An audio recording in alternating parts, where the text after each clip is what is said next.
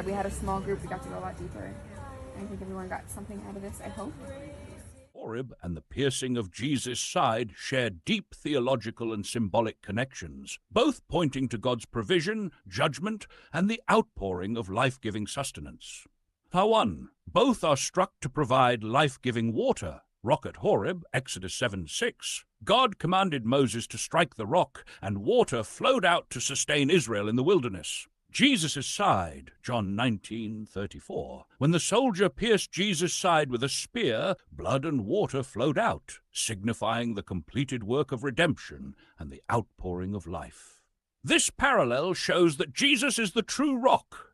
1 Corinthians 10:4, struck for the salvation of his people, providing not just the possibility of salvation, but the full accomplishment of it. Both involve judgment and atonement.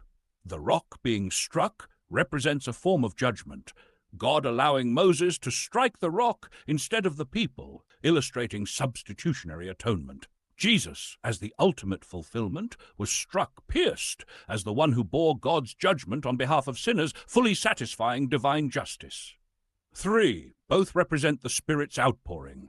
The water from the rock in the wilderness sustained Israel physically, just as the Holy Spirit, represented by water, sustains the called-out ones spiritually.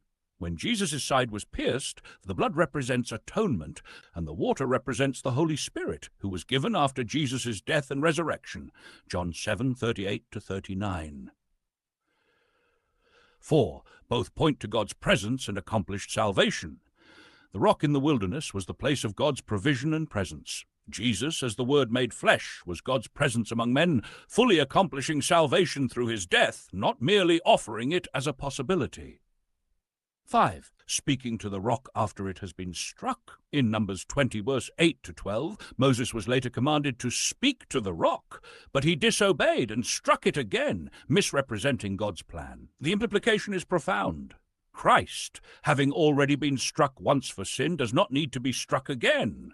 Now we only need to speak to him. This signifies faith, prayer, and dependence on his completed work. Conclusion.